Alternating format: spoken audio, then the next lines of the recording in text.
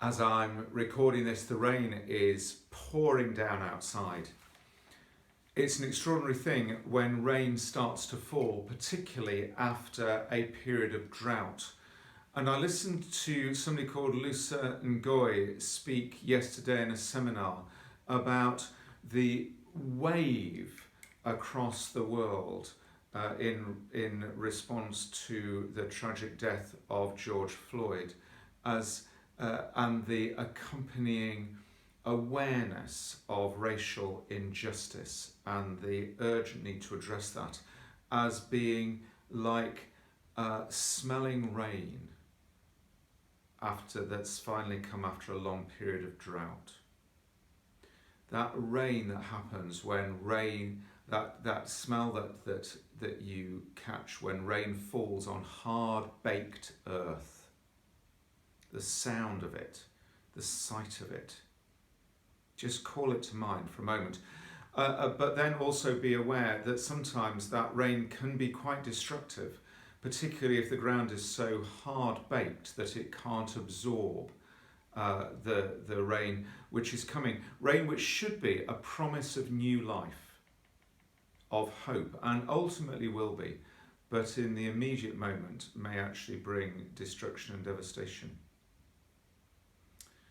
We're caught up, of course, all of us, in these urgent questions about how to address the injustice and the divisiveness of our history of not managing good relationships across our communities. And we've got caught up in that in Coventry, particularly around the exact word race. You might have seen some of the coverage if you're familiar with the Church Times. The Church Times is not a publication that everybody reads, but in last week's Church Times, which has a picture of a whole bunch of white bishops on the cover and a little caption that says also available in white, there's a letter here inside on page 16 from Oliver Schugraff and myself, which we wrote together to the Church Times around the debate about the use of the word race in the German version of the Litany of Reconciliation. That's been a really emotive question for 10 years at least, because the term for race in Germany is itself a term of abuse. And so it's been strongly urged and looked at very carefully, and it continues to be looked at whether that term should simply be dropped.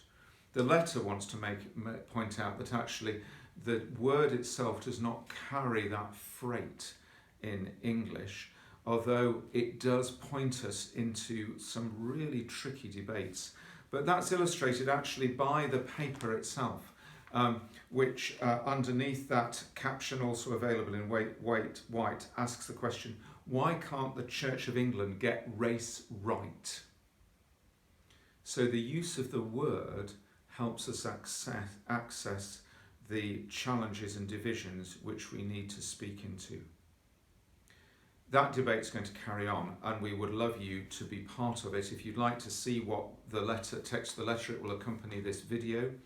And of course, we want to be incredibly careful about not using the term race in a way that others somebody else, that reinforces any sense of prejudice, or indeed reinforces any sense that one part of the human family is in any way different from one other part of the human family, in a way that means that we can prejudice anybody else.